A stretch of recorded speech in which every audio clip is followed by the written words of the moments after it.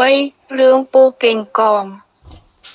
កាលពីព្រេងនាយនៅលើដីយើងនេះគ្រប់ស្រុកទាំងអស់មិនមានពស់ពិសនិងពស់ឥតពិសទេមានតែពស់កេងកង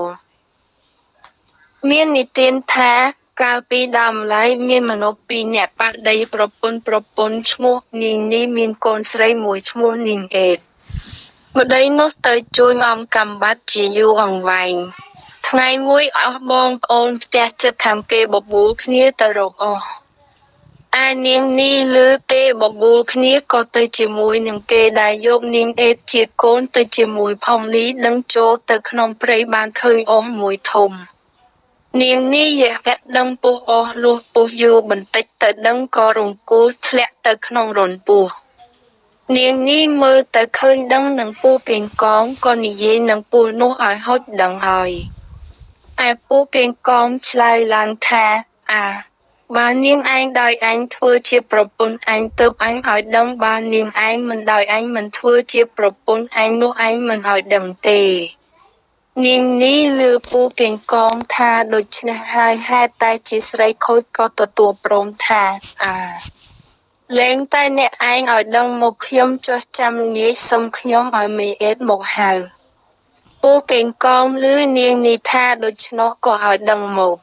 នាងនេះផ្តាំថាដល់ល្ងាចសុំឲ្យមេអេតមកហៅហើយនាងនេះក៏ទូលអស់ទៅផ្ទះជាមួយនាងអេតលុះដល់ប្រលប់នាងនេះក៏ប្រើនាងអេតជាកូនទៅហៅពស់កេងកងនាងអេតទៅដល់មាត់រន្ធពស់ឆ្លើយថាពស់កេងកងនាងនេះឲ្យហៅឯពស់កេងកងឮហើយចេញមកនាងអេតឃើញពស់ក៏ភ័យព្រឺស្មាប់អស់ទាំងខ្លួនប៉ុន្តែខ្លាចម្តាយព្រោះម្តាយប្រើមកក៏ខំសង្កត់ចិត្តនាំពស់ទៅផ្ទះពស់នោះធំណាស់លូនទៅលើស្មៅបាក់រៀបអស់ដល់ផ្ទះហើយក៏ឡើងទៅដេកជាមួយនឹងនាងនេះនាងនេះនិយាយនឹងពស់កេងកងថាខ្ញុំមានប្តីឥឡូវនេះគាត់ទៅជួយអំកំពី3ឆ្នាំមកម្តងពស់កេងកងសួរថាប្តីនាងឯងនៅប៉ុន្មានថ្ងៃប៉ុន្មានខែទៀតនឹងមកដល់នាងនេះឆ្លើយថាមិនដឹងជាប៉ុន្មានខែប៉ុន្មានថ្ងៃទៀតមកដល់ទេពស់កេងកងនាងនេះទៅរួមវិញនាងនេះផ្តាំថាបើប្តីខ្ញុំមកខ្ញុំមិនឲ្យមេអេតទៅហៅទេអ្នកកុំមកបើប្តីខ្ញុំមិនទាន់មកនោះខ្ញុំប្រើមេអេតឲ្យទៅហៅអ្នកសឹមអ្នកមកពស់កេងកងក៏ទៅរួមវិញទៅរាល់ទៅល្ងាចនាងនេះប្រើមេអេតឲ្យទៅហៅពស់កេងកងនាងអេតខ្លាចម្តាយក៏ទៅហៅតាមតែប្រើប៉ុន្តែក្នុងចិត្តខ្លាចពស់នោះណាស់ត្បិតពស់នោះធំហើយវែងផងមួយទៀតខឹងក្នុងចិត្តត្បិតម្ដាយសហាយនឹងពស់នាងអេតទៅដល់មាត់រូងហៅថាពស់កេងកងនាងនេះឲ្យហៅពស់កេងកងឮក៏លូនចេញមកហើយឆ្លើយថាអេតឲ្យអេតបើអញទៅឪពុកអេតនៅកាត់អញដាច់នាងអេតឆ្លើយថាឪពុកអញទៅជួយអំកំពី3ឆ្នាំមិនទាន់មកដល់ពស់កេងកងឮនាងអេតប្រាប់ដូច្នោះក៏លូនចេញអំពីរន្ធមកហើយចេះតែទៅតែសប្ថ្ងៃនាងនេះសហាយពស់កេងកងទាល់តែដើមដល់យូរបន្តិចទៅប្តីនាងនេះមកពីជួយអង្កាមវិញឃើញនាងនេះពស់ធំនឹកសង្ស័យក៏សួរនាងអេតជាកូននាងអេតប្រាប់ឪពុកថាម៉ែគាត់សហាយជាមួយនឹងពស់កេងកងតែវេលាប្រលប់កាលណាឲ្យខ្ញុំទៅហៅតែសប្ថ្ងៃឪពុកឮនាងអេតប្រាប់ដូច្នោះក៏និយាយនឹងនាងអេតថាដល់ល្ងាចហងឯងទៅហៅពស់នោះមកទៀតអញចាំកាប់វានៅមាត់ទ្វារហើយហងឯងកុំឲ្យម្តាយហងឯងដឹងឯនាងអេតលុះដល់ប្រលប់ក៏ទៅហៅពស់កេងកងថាពស់កេងកងនាងនេះឲ្យហៅពស់កេងកងឮហើយឆ្លើយថាអេតឲ្យអេតបើអញទៅឪពុកអេតនៅកាត់កអញដាច់នាងអេតឆ្លើយថាឪពុកអញទៅជួយអំកំពី3ឆ្នាំមិនទាន់មកដល់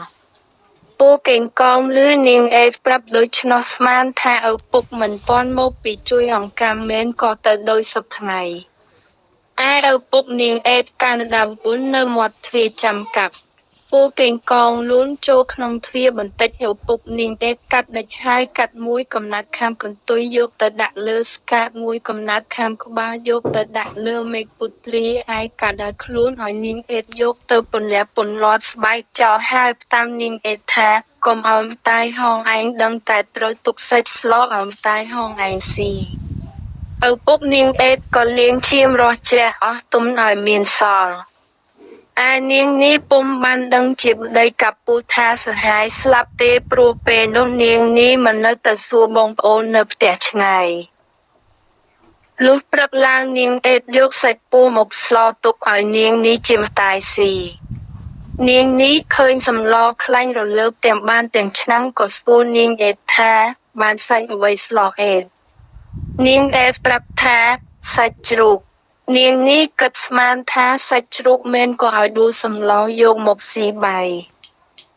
នាងអេតដួសសម្លយកមកឲ្យនាងនេះជាម្ដាយស៊ីនោះមានក្អែកមួយវាឃើញក្បាលពូជដាក់លើមេឃពុទ្រាវាចង់ស៊ីសាច់ពស់វាបោថាក៏លើក្លេមក្អមលេបសាច់ប្តីឯងនាងនេះកំពុងតែស៊ីបាយលើក្អែកបោដួដូច្នោះក៏មើលទៅលើដើមពុទ្រាឃើញក្បាលពស់កេងកងលើមេឃហើយនាងនេះនឹកអាណិតស្រក់ទឹកភ្នែកតែនាងនេះពុំហ៊ានយំព្រោះខ្លាចប្តីដែលអង្គុយស៊ីបាយជាមួយគ្នាម្ដីឃើញនាងនេះស្រក់ទឹកភ្នែកក៏សួរថាហេតុអ្វីបានជាស្រក់ទឹកភ្នែកនាងនេះឆ្លើយថាស៊ីបាយខ្តៅសម្លខ្តៅរពួកកូនចៅរលងទឹកភ្នែកឯក្អែកនោះចេះតែបួលក៏លើក្លេមខ្លំលេបសាច់ប្តីឯងក្បាលដាក់លើមេពុទ្រាកន្ទុយដាក់លើស្កាតនាងនេះមើលទៅលើស្កាតឃើញកន្ទុយពូកេងកងនៅទីនោះឯប្តីនាងនេះដឹងថាប្រពន្ធសហាយនឹងពូកេងកងពិតប្រាកដក៏នឹកក្នុងចិត្តខឹងចង់សម្លាប់នាងនេះប៉ុន្តែធ្វើមិនឲ្យនាងនេះដឹងខ្លួនដល់នាងនេះដើមចាស់ផ្ទៃចិត្តនឹងសម្រាលប្តីបបួលទៅកប់សពនៅមាត់បឹងលូដើរទៅដល់មាត់បឹងប្រាប់ប្រពន្ធថាទៅទៀតឲ្យឆ្ងាយពីស្រុកគេយើងនឹងកប់សពលេងឲ្យសប្បាយតែ2នាក់ម្តងនាងនេះមិនដឹងខ្លួនជាប្តីគិតសម្លាប់ខ្លួនស្មានថាប្តីនាំទៅកប់សពមែនក៏ដើរចូលទៅក្នុងព្រៃឆ្ងាយទៅលុះឃើញកំពង់មួយរៀបស្អាតវាល្អបដិប្រាប់ប្រពន្ធថាកំពង់នេះរៀបសប្បាយយើងឈប់កប់សពនៅនេះចុះឯនាងនេះមិនដឹងថាប្តីគិតសម្លាប់ខ្លួនក៏អង្គុយកប់សពនៅមាត់ច្រាំងម្ដីនោះក៏ហូតដាវកាប់នាងពីក្រោយខ្នងមិនឲ្យដឹងខ្លួនដាច់ពាក់កាលដល់ខ្លួនស្លាប់ទៅពេលនោះឃើញសត្វតែកូនពស់លូនចេញអំពីពស់នាងនេះមកម្ដីនាងនេះក៏កាប់កូនពស់នឹងដាវខ្លះកាប់មិនទាន់ក៏លូនចូលទៅក្នុងក្រហែងដីខ្លះមុជក្នុងទឹកខ្លះលូនចូលក្នុងព្រៃព្រោះហេតុនេះបានជាមានពស់ច្រើនបែបច្រើនយ៉ាងមកដល់ឥឡូវនេះឃ្លាតឆ្ងាយណាយចិត្ត